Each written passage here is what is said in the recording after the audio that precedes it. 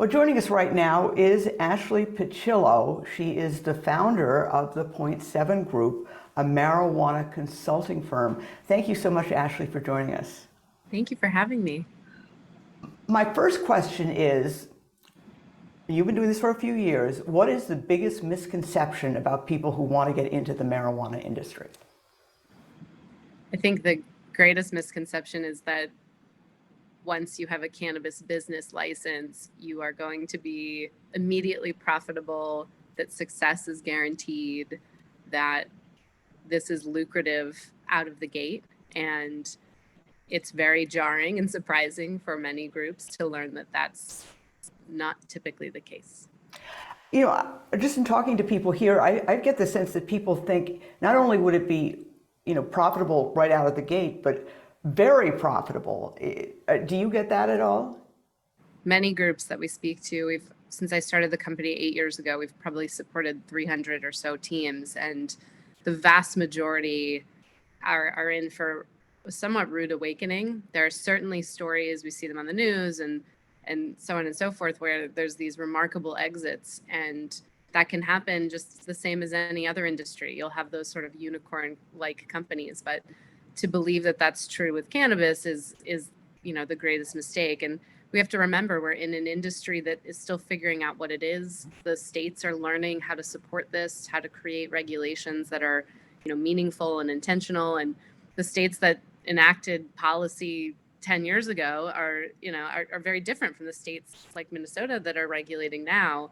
And some of those regulations, while they are well intended, do harm companies' abilities to be successful, especially in the beginning. So it's a runway. You really need to be prepared, not just for the licensure process, but once you're given that license, it can be years before profitability is achieved.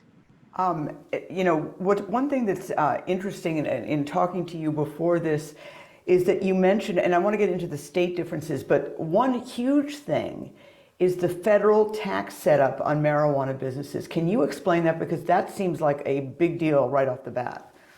Sure. So with cannabis, there's tax differences at the local level, at the state level, and as a federally illegal business and a federally illegal industry, there's challenges at the federal level because the federal government has not agreed to any of this yet. So all cannabis companies that are plant touching, so those that are actually engaged in the acts of cultivating, creating manufactured products, transporting cannabis, retailing cannabis, there are very different tax implications for those businesses than there are for, say a convenience store that's selling, regular consumer goods. In the cannabis space, the tax code that you'll hear spoken about most often is tax code 280E. And, essentially it prohibits cannabis companies from enjoying standard business deductions that a company even like mine as a consultancy, we can write off marketing and training and all of these things that cannabis companies are not allowed to write off. And so, when we're working with teams that are applying for licenses or who were recently in receipt of a cannabis business license, that tends to be one of the most alarming surprises when you're building out those forecasts and models, trying to understand, what the business can look forward to. It may be years for a cannabis retailer to really see that payoff because of the tax implications. Yeah, and I think that that's so interesting because I think people just make these assumptions, and I'm gathering that many of the people who want to get into this have other businesses, and so they're operating on that model, and it's not the same at all. One thing, Minnesota hasn't passed its own law, so we don't know exactly what it is, but what are the things to watch for potentially in the setup of Minnesota laws that people might want to know if they're considering a cannabis business? Great question.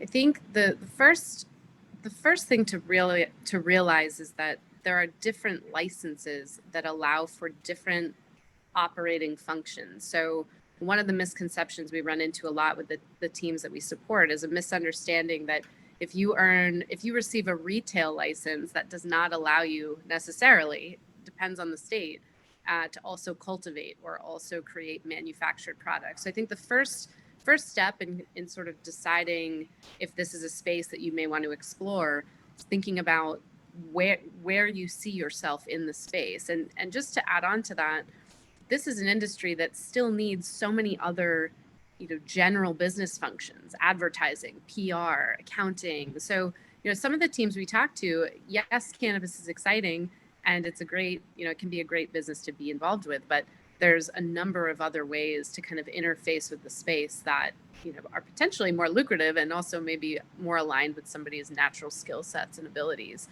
So step one, what are the licenses themselves, and what will the state, how will the state organize those licenses? Historically, states have allowed companies to, like Colorado, you could own all of the license types if you want. Now we're seeing markets like New York where the regulations being put into place are designed to essentially eliminate monopolies and barricade companies from being able to control the entire supply chain. And so, you're seeing states learn from prior markets and, enacting things that they've seen work or not work in other places.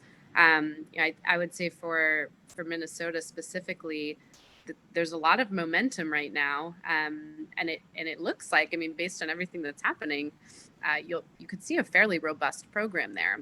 The biggest thing states tend to have to decide early is, do they want to set up a market that has a restricted number of licenses, or do they want to allow anyone to apply as long as they meet, sort of minimum criteria? And that decision determines the health of the cannabis landscape in a state for years to come, because 10 licenses or a market that says we're only going to have 50 stores, those 50 stores are guaranteed a certain level of success because competition is effectively blocked. And so I think as things sort of unfold, it'll be really interesting to see what stance the state takes on that piece specifically. Okay. Well, Ashley Picillo, thank you so much. It's great information, and a little word of caution to those who might think that they can just jump in right away and make a whole lot of money. Thank you so much. You're welcome. And that does it for this edition of Talking Points. The show airs Wednesday and Thursday nights at 6:30 and 9:30 p.m. on our streaming channel, CBS News Minnesota. Please email me with any questions or comments at esme@wcco.com. Thank you for watching. I'm Esme Murphy for CBS News Minnesota.